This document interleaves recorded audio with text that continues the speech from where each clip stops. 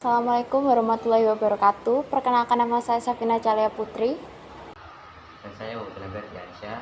Di sini kami juga memiliki guru pembimbing kami, yaitu Bu Rizul Nismawati, SPD. Kami mewakili SMP Negeri 48 Surabaya dalam bidang sosiologi. Di kesempatan yang baik kali ini, kami akan menjelaskan mengenai penelitian kami yang berjudul e-commerce, pilihan berbelanja di era new normal di kalangan remaja siswa kelas 8 SMP Negeri 48 Surabaya.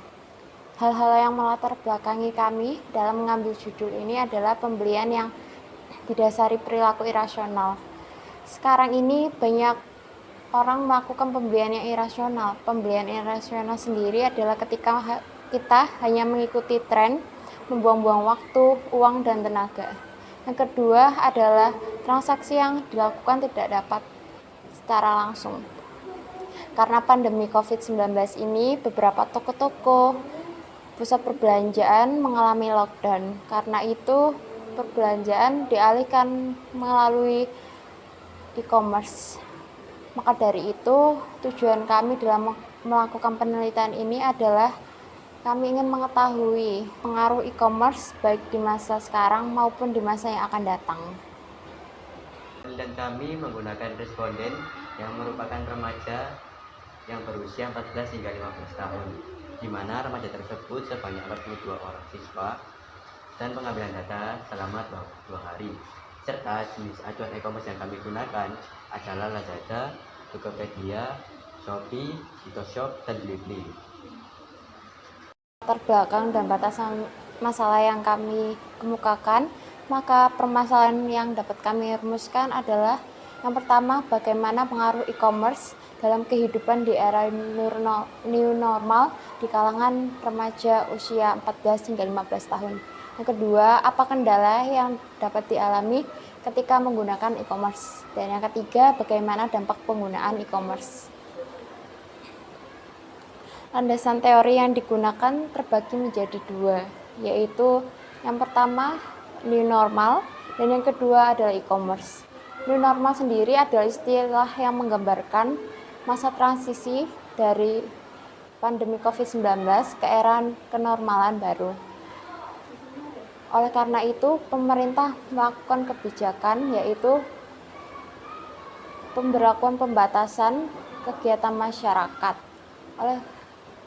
Dengan demikian, pembelanjaan yang sebelumnya dilakukan secara langsung berganti dialihkan menjadi via daring melalui e-commerce.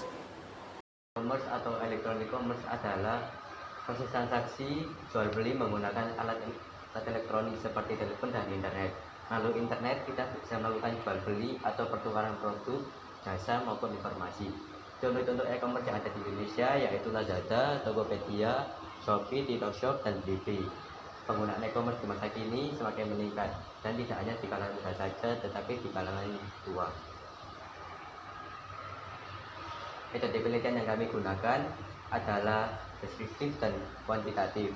Metode deskriptif yang kami gunakan adalah pengumpulan populasi dan sampel serta pengisian kuesioner. Populasi adalah keseluruhan individu, objek maupun elemen yang menjadi pusat penelitian. Populasi yang kami gunakan adalah remaja kelas 8 dan yang berusia sekitar 14 hingga 15 tahun. Sampel adalah merujuk pada sebagian kecil dari populasi yang diambil untuk diteliti atau dijadikan objek penelitian. Sampel yang kami gunakan adalah banyak 42 orang siswa.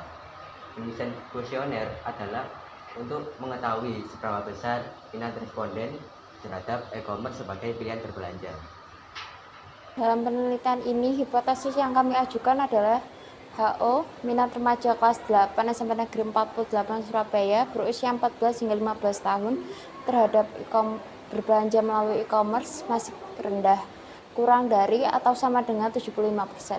H1, minat remaja kelas 8 SMP Negeri 48 Surabaya terhadap berbelanja melalui e-commerce tinggi, lebih dari 75%. Dari hasil survei yang kita analisis bahwa ada pun beberapa alasan dari responden, yaitu responden lebih memilih berbelanja secara online dibandingkan harus berbelanja secara offline. Salah satu alasan responden yaitu kita tidak perlu keluar rumah untuk mendapatkan barang yang kita inginkan. Aplikasi belanja online menyediakan banyak pilihan bagi pembeli. Hal ini adalah salah satu alasan terpenting terutama bagi remaja. Karena keefisiennya, pilihan pada aplikasi belanja online pilihannya juga tidak terbatas. Harga yang ditawarkan pada situs belanja online lebih terjangkau daripada harus berbelanja secara offline. Dengan berbagai harga dan kualitas yang ditawarkan, pembeli dapat memilih apa yang sesuai dengan mereka butuhkan dan didapat dari grafik sebesar 71%, indikator cukup tinggi bahwa minat remaja SMPN 48 Surabaya yang berusia 14 hingga 15 tahun terhadap e-commerce sebagai pilihan berbelanja. Selain beberapa alasan dari adanya hasil persentase minat remaja terhadap e-commerce, ada pula dampak dari penggunaan e-commerce sendiri. Dampak buruknya, yang pertama, menimbulkan perilaku konsumtif. Yang kedua, boros dalam melakukan pembelian. Yang ketiga, cenderung membeli barang sesuai keinginan daripada kebutuhan. Dari 3 poin yang disampaikan di atas, untuk dari dampak tersebut adalah ketika sebelumnya jangkauan terhadap suatu barang memusat, seperti kita membeli di toko pakaian, barang yang kita inginkan hanya pakaian. Sedangkan jika menggunakan aplikasi berbelanja online, jangkauannya lebih luas, di mana kita tidak hanya dapat melihat satu produk, tapi ada produk lain juga yang ditawarkan di sana. Ada pula dampak baiknya, yaitu membantu UMKM mengembangkan usahanya, membantu perekonomian di era new normal.